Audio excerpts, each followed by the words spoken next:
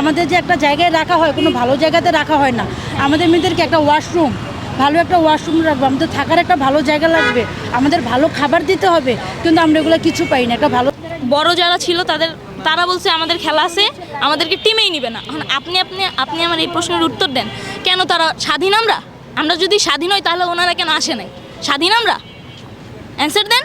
আমাদের যে প্রিমিয়ার লিগগুলো হয় এগুলো তো ক্লাবগুলো আমাদের টাকা দিয়ে থাকে, কিন্তু এই ক্ষেত্রে আমরা টাকা অনেক কম পাই। যেমন ধরেন আমার কন্ট্রাক্ট হচ্ছে প্রিমিয়ার লিগে ৮০,০০০ টাকা, কোনো কারণে আমি ভালো খেললাম না, একটা প্লেয়ার কিন্তু এক সিজন ভালো খারাপ খেলতেই পারে, সেক্ষেত্রে ৫০,০০০ টাকা থেকে আমরা নামতে ১০-১৫,০০০ টাকা ঝরায় দেয়, বলে তোমরা খারাপ খেলছো আর টাকা নাই। কিন্তু ছেলেরা কি করে ৬০ লাখ ৫০ লাখ টাকা পাচ্ছে, কেন পাচ্ছে? তাদের কাউন্সিলর আছে, এই জন্য তারা পাচ্ছে। আমাদের মেয়েদের প্রিমিয়ার লিগে কোনো কাউন্সিলর নাই, কিছু কিছু প্রতিষ্ঠানের মালিক আছে তারা টিমগুলো নেয়, ঠিক আছে, কিন্তু আমাদের মেয়েদের তো কাউন্সিলর লাগবে, আমাদের মেয়েদের কোনো কাউন্সিলর নাই। আজকে যদি মেয়েদের কাউন্সিলর থাকতো আমরা premier league, first division league ভালো টাকা পেতাম। এবং আমাদের যে একটা জায়গায় রাখা হয় কোনো ভালো জায়গাতে রাখা হয় না। আমাদের মেয়েদেরকে একটা ওয়াশরুম, ভালো একটা ওয়াশরুম রাখবো, আমাদের থাকার একটা ভালো জায়গা লাগবে, আমাদের ভালো খাবার দিতে হবে, কিন্তু আমরা এগুলো কিছু পাই না। একটা ভালো জায়গাও পাই না, খাবারের মানও ভালো হয় না, এবং আমাদের যে জার্সি ট্রাউজার সেটার মানও ভালো হয় না।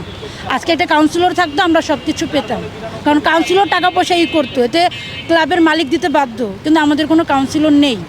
না, অভিযোগ করে কোনো লাভ নেই, কিন্তু একবার হয়েছিল, একবার আমি আপনার ২০১৯ সালে প্রিমিয়ার লিগ গুলশান ইউথ ক্লাবে খেলেছিলাম, আমাদের টিম একটা ম্যাচও উইন করে নেই, আমাদের কোনো টাকা দেওয়া হয় না, তখন আমরা কিছু মানুষ সাংবাদিককে নিউজ করি, ঈদের আগে আমরা সম্পূর্ণ টাকা পাই, কিন্তু আমাদের কথা হচ্ছে আমরা নিউজ করে কেন টাকা নিব?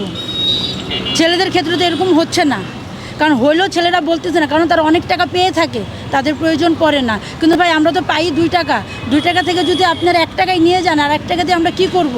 আমাদের পক্ষে কেউ দাঁড়াচ্ছে না, কেউ কথা বলতেছে না। আপনারা যদি কথা বলেন আমাদের পক্ষে দাঁড়ান, তাহলে আমাদের সুযোগ সুবিধাটা হবে। হ্যাঁ, ক্লাব খারাপ ব্যবহার করে, কেন এটা তো প্রায় ২ বছর আগেও তো এরকম হয়েছিল। ন্যাশনাল টিমের এক আপু ৮ লাখ টাকা কন্ট্রাক্ট হয়েছিল, তাকে ৩ লাখ টাকা মেবি দেওয়া হয়েছিল, বাকি টাকা দেওয়া হয়নি। এই জন্য উনি কল করার কারণে, আমি নাম বলতেছি না, কল করার কারণে তার সাথে অনেক খারাপ আচরণ করছে। আমাদের দেশে হচ্ছে দুর্নীতির, এটা কেউ কমাইতে পারবে না। অবশ্য দুর্নীতিবাজে ভর্তি। তো আম্পায়ার যদি আমার সাথে এরকম হয়েছে, আমি বলতে চাই না, এত বেশি মুখ খোলা ভালো না, অনেক হয়েছে। এখন তো কি বলবো, এখন সবকিছু বলার স্বাধীনতা কিন্তু সবাই পাচ্ছে। হ্যাঁ, এই কারণে আমরা দাঁড়াইছি। অনেক প্লেয়ারদের ফোন করা হয়েছিল, কল করা হয়েছিল আমাদের সিনিয়র। আচ্ছা, আমি তাহলে আমার সিনিয়রদের ঘটনা বলি। সিনিয়রদের ঘটনা হচ্ছে ওনাদের কল করা হয়েছে, এখানে আসবো, আমরা আন্দোলন করবো। আমাদের আন্দোলন হচ্ছে আমাদের ক্রিকেটের মেয়েদের উন্নত হোক, এটাই আমাদের আন্দোলন, উন্নত হোক। ছেলেরা যেমন ফ্যাসিলিটিস পাচ্ছে আমরাও পাই, এটা হচ্ছে আমাদের আন্দোলন। তো এই কারণে বড় যারা ছিল তারা বলছে আমাদের খেলা আছে, আমাদেরকে টিমেই নিবে না। এখন আপনি আমার এই প্রশ্নের উত্তর দেন, কেন তারা স্বাধীন? আমরা যদি স্বাধীন হই তাহলে ওনারা কেন আসে নাই? স্বাধীন আমরা, অ্যান্সার দেন। স্বাধীন থাকলে কেন ওনারা না করছে?